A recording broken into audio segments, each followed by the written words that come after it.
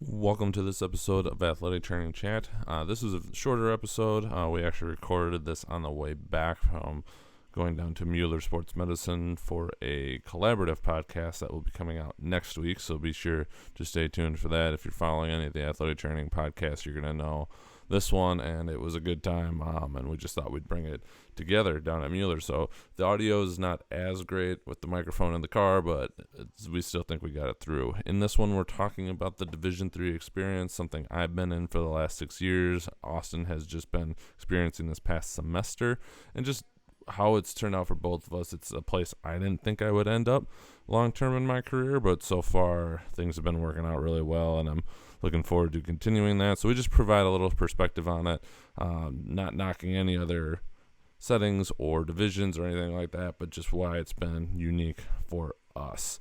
As always, we are brought to you by and powered by Mueller Sports Medicine. Like I said, we're driving back from them. It was a great trip. We had a great collaboration here. Really, we get talking about the place, Mueller, a little bit. If you're ever in Wisconsin, in the Madison area, you got to go check it out. They're going to be happy to see you. We got some things coming out with them in the near future. Highly recommend checking those out as we get there. But without any further ado, please enjoy this episode, and we'll be back with more next week.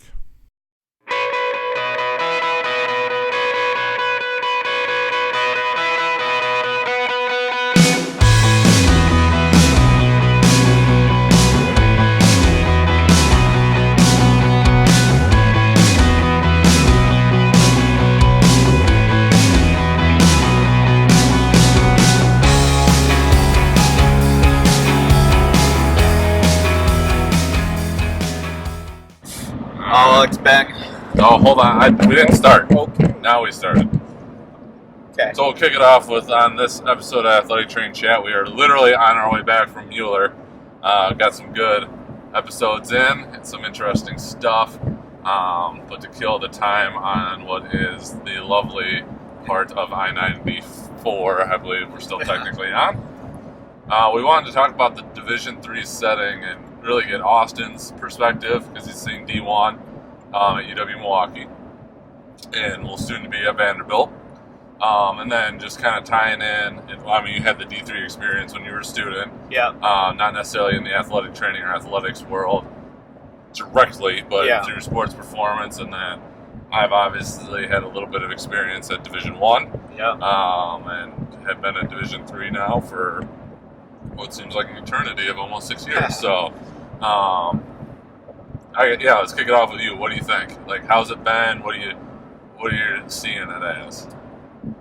Overall, obviously it's a change from Division I, but personally for me, I think it's probably what I prefer over Division I. I'll start that right off the bat. I like the fact that Division I, yes, you have a lot of resources and stuff, comes with the territory being D1, but I think the biggest thing that drew me to D3 for this clinical experience, aside from it being kind of about where I live, was the opportunity to get involved in more than just the athletic training. And I think that's something that's not always accessible at the Division I level. Whereas here at my current setting at UW La Crosse, yes, my primary focus is athletic training and assisting Joel, but I also do other parts. I get to work with sport performance and some of the teams up in our sport performance center, and then we also work on other projects and stuff that are beyond just, okay, let's take care of our team and let's just keep our focus on that. Trying to kind of get a bigger, broader experience than what I might with D1. Yeah, you hit on something that we didn't even talk about when we were talking about this earlier and should have been recording. That was always one I struggled with, is like Division I was awesome for the resources, and you had your athletic training, sports medicine department, and you had your strength and conditioning. But I was at places that, one, had somebody for track and field, but they were spread out across multiple teams, which can get tough, to try and be an expert per se in all of those sports. as ATs are, expected to do, and definitely strength coaches. Rarely is it you get the sport so you can solely focus on it, especially on the strength and conditioning side at higher levels. But at another one, we just didn't even have anybody that was going to be their strength coach. And I had a background in it. Not that I was an expert, but at least wanted to give it a try. Mm-hmm. And I could just, whenever I go down there and I use it more for like rehab, just to increase, intensities and things like that, I could just feel the holes being burned in my back from people staring at me as for why I was down there. And that was hard just because nobody else wanted to do it. So why are you mad at me for wanting to do it? While still trying to be extremely respectful of policies and procedures and, all the things that go along with that there, and not just like barge in the middle of another lift or something like that. And so I agree, like, it's fun to have the mix, and that was a big drawback for me, is just the collaboration between coaches and sports performance and athletic training, because that was about the only way more was going to get done with less resources. Yeah, absolutely. And I think, like, for example, for me, from this previous semester here, we worked football, athletic training for football, which, if you don't know what that entails, it's pretty chaotic, especially at Division III, where you just got 100 plus, I think, on our team. Oh, yeah, everybody in college football is around 100, if not more. Yeah. So working with that was a unique and interesting experience. But then after football practice, I'm able to go upstairs into our sport performance center and assist with one of the teams that's lifting up there. And I guess a positive for me, especially at lacrosse, is I have a previous relationship here with the strength and conditioning staff. So I got to be involved in some of those other aspects. Like for this last month of the semester, I helped write some of the programming for some of our teams up there. And I did it, yes, I brought the athletic training side, but still having that background in sport performance allowed that communication to, I think, flow a little bit better, at least for me. And I don't think that's like kind of what you said there. Everybody has their strength coach, everyone has that, but I don't think it necessarily flows back and forth as easily in some of the higher ups. Even like Division II and especially Division I, probably not something that's super common. I mean, if you have good relationships established, you might have that, but otherwise I think that was just something unique to my experience here at the D3 level. Agreed. You also had mentioned, like budget and resources, which was honestly, like, I came from schools that had not unlimited, but a lot. Yep. And that was a concern of mine, knowing that it wouldn't be the same, and honestly, like, just how I would adjust, not being able to just do whatever, and definitely not carrying a double standard of like, I'm going to do this, but you guys only can use this. Yeah. We are very fortunate where I'm at UW La Crosse, is that we do have a very large staff, but our budget hasn't increased no matter what the staff looks like. I know other places, especially in D3, have it better. I also know a lot of places don't have it nearly as good as I've seen we do. But honestly, it's been kind of fun to get things figured out and work on things and improve things, because you have to get a little creative. Yeah. Don't get me wrong, I'd love to have the budget just to do it, but that doesn't happen, and that's okay. And we've been able to do a lot of things by getting creative, and honestly, I feel like that's almost made it more rewarding. As much as I'd love to push things faster, it's ultimately worked out pretty well. Yeah, no, definitely. Like you said there, Division I, a lot more resources. Yeah, that's a given. And going to Division III, where our theme is #balling on a budget. I mean, yeah, it's kind of funny and a joke, but at the same time, I mean, trying to maximize the resources we have. And the school I came from did not have a football team at the Division I level, so I don't really have something to compare football to at the Division I level. But I think overall, yeah, it's a little bit different. But honestly, like you said, it is rewarding being able to figure out how you can make ends meet and get everything you need to out of less resources. Yep. Because it's definitely pushed me to be more creative with how I do things. Because tape is a commodity that... Yep, to a degree. Yep. That, like, it's just not something that it's like, here, have an ankle tape. They're a little more stringent with it, which I'm not a big tape person in the first place. Yeah, there's times where I see it, but, like, I'm talking more the ankle right now. Right. But, yeah, it's just been an interesting experience.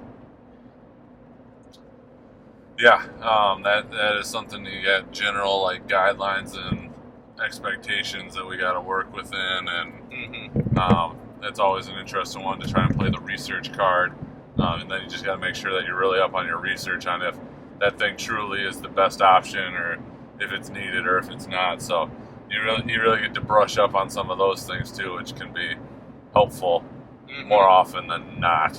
Yeah, I totally agree with that. And we talked a lot on the way up about relationships with between athletic trainers, especially relationships with coaches and administrators, and how, especially with the we'll hopefully be releasing this not too long after, and we'll link it up. The ESPN article and little story came out about the doctor at Penn State about wrongful termination because he was feeling like he was being pressured to make medical decisions, and then that's gone down into A&M's getting some heat. Yep. Tennessee was in there, and that's just the ones that got brought up. I know that it probably occurs in a lot of other places, and again, we're very fortunate where we're at, but to me, and again, I can only speak to the state system, public schools, but there seems to be more of an even playing field in terms of like salary, which then comes along. To me, it's one more thing that helps level the playing field. And I know that's a broad statement, but when you got a coach getting paid millions of dollars a year and you're a football athletic trainer, at a big university, hopefully making high 5 figures, if not into the 6 figures, that's still a pretty big discrepancy. And with some of that comes a lot of power, real or otherwise. Yeah. And, relationships obviously change, and, some people at some of these large institutions could have great relationships, and it's not an issue, and that's awesome, and we commend everybody in that, for making that thing work. But I honestly think that it can be a huge thing, and I don't know, like I know relationships I've had with coaches have varied, but just in your experience from what you've seen, what do you think? Yeah, absolutely. I mean, and kind of touch on the point you said there in the discrepancy. Even just looking at like some of the strength and conditioning coaches. Oh yeah. You look at some of those big Division I football coaches who are making $500,000 plus. Yep. And then you look at your head football athletic trainer, and they're making still 60, 70. Right. With a discrepancy. And so it's just one of those things. And I think you're right that, like, at Division III, it's just different in that aspect, in that you don't exactly have those discrepancies. Not to the same extent. Yes. I think. Not the tens of 20s of multiples. Yeah. So the playing field, like you alluded to, and kind of those power relationship dynamics, which are a little bit more even keel, I'd say, versus some of those Division I's where that ESPN article talked about, like, the coaches had a heavy hand and influence on making those decisions. The hiring and the firing. And yeah, that can bring us to our next point in a minute. Yeah, but no, definitely, I totally agree with you on that last point there. Yeah, and this is me sounding self-righteous, but I truly think, it's something that has to be like kind of a phase shift, and it's a mindset change for the people in the profession. And I know there's people that do this, and so I'm not saying it's everybody that has to go through this, but like, I truly think we have to switch the idea of the working for versus working with. In that, when you talk about these bigger schools where the coach is bringing along their guy, like, I don't think there's anything necessarily wrong with that if you got somebody you work well with, but that shouldn't be at the expense of somebody else losing their job, especially if you've been having performance reviews that deem you as a really good employee. Yeah. Like, that's not good termination. Like, maybe it's a switch in sport, or there's some other thing that needs to get figured out. I know that brings its own kind of mess to it, but in those ones when the coach is coming in and saying this is who it's going to be, or this person needs to be let go, like, that's a working for a coach. And I think that, again, that's an illusion of power, and really, the big push to the medical model makes perfect sense to kind of combat that, for lack of a better description there. I think it's easy. No, I don't want to say easier, but I found it to be something that's more feasible for me at the D3 level, is that I can set that expectation from my end, and it's getting heard, and I'm not going to get kind of pushed out for trying to think otherwise. Yeah, no, absolutely. And through the places I've been through my clinical rotations, Division I, Division III, they've all still followed that traditional athletic model. So, but this coming spring, going to a university with that medical model. So I think that might be a episode coming up in the spring to kind of see how things differ there. But yeah, I think, again, hitting the nail on the head there. I think something that you kind of talked to me about almost from the beginning is not getting in the mindset of catering, that you're working, again, with, not for. And I know that sometimes that's not necessarily easy for athletic trainers, as I'll say it, I'm a people pleaser. I just like people to like me. Make them happy. And I think it's something that you said where if we want to improve as a profession, might be time to start looking at taking a harder stance on that, or a harder line, and standing up for ourselves a little bit more, and making sure that that relationship is a little more clear. But yeah, there's a time and a place, and I think that's one of the things that sets the profession apart. And we talked about this with the guys from Candid Athletic Training, and that came up at the end a little bit. So check out that episode, probably after this one. So if you're listening to this, it's further down in the numbers. But there's a time and a place for all that stuff, like, and it just can't be all the time, or else when does it ever end? And I say this jokingly, but people have been like, no, like, that makes a lot of sense. Like, even when I took my job, like, it was Director of Athletic Training Services. It's a service thing. Okay, I'm on board with that, but service doesn't mean servant. Yeah. And it's a subtle thing. Same thing with this. It's one word, for and with, but with it carries a huge connotation depending on how somebody's internalizing that. And I struggle with some coaches is, I know most of them mean it well, and it's like, oh, I want you, you're part of the team. Like, you're like another assistant coach. I understand kind of where they're coming from, but at the same time, like, no, I'm not. Like, I'm not your assistant coach. I'm the athletic trainer that is providing medical care for this team, this sport, these student athletes. And that doesn't bring about a power dynamic that you're over the top. Yeah. And I think, again, I'm speaking exclusively to the situation I'm in, but just talking with some other ATs that I know and similar thing, like, they've been able to work more towards that. Mm-hmm.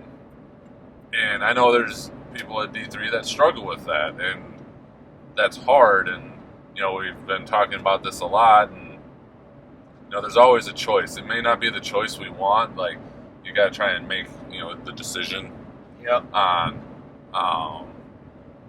if you can change it, then you got to fight to change it, and that might not be fun. It's probably going to be uncomfortable. But if you can't, and you won't want to do it, like, you gotta let it go then, and you gotta move on. And unfortunately, sometimes I think that's what spurs change. Like, you hate to be the one that misses out on that, but it is what it is. Yeah. And so that's where I know, and again, this is speaking to ours, like, I honestly was worried, like, what I was going to do with all my free time, leaving the track and field Division I world, where you're pretty much at a meet most weekends of the year, or at least there's a practice. I tell you what, I haven't had a hard time at all filling my time, and it's been great, and it's something that seemingly is sustainable. And again, that's speaking to my situation, but I think it's more possible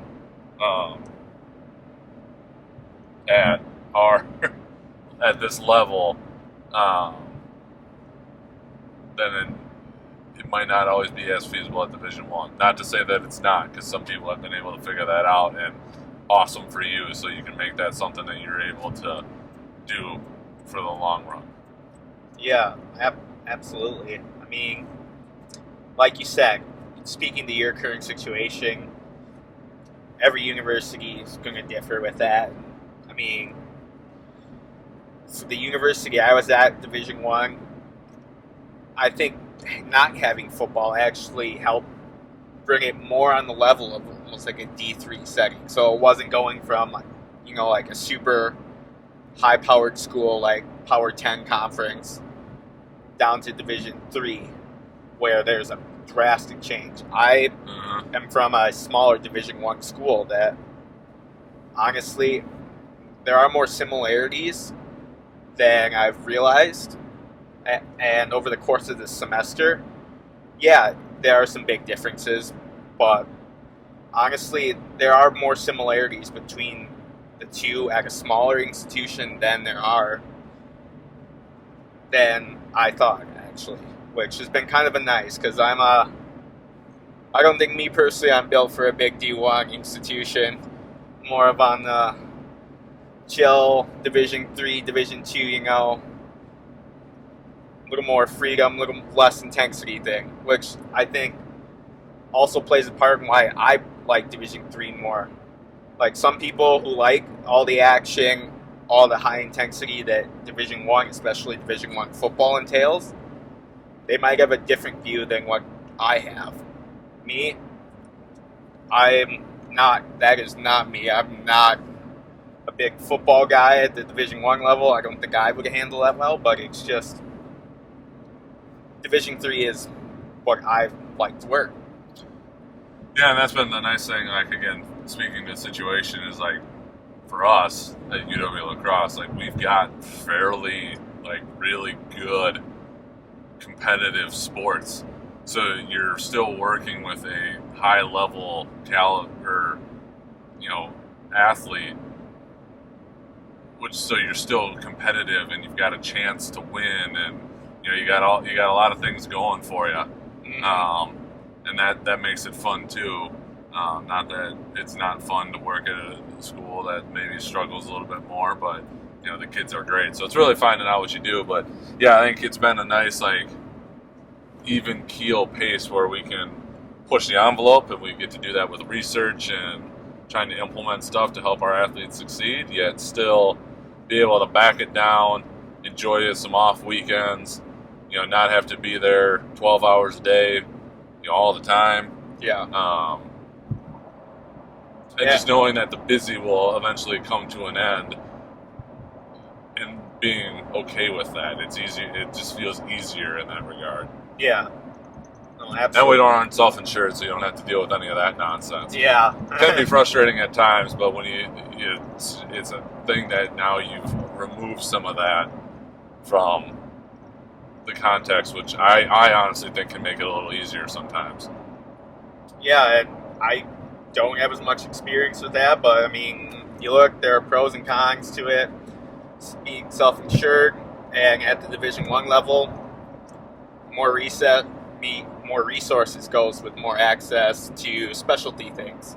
So whether it be treatments like PRP injections or stuff like that, where you have access close to immediately.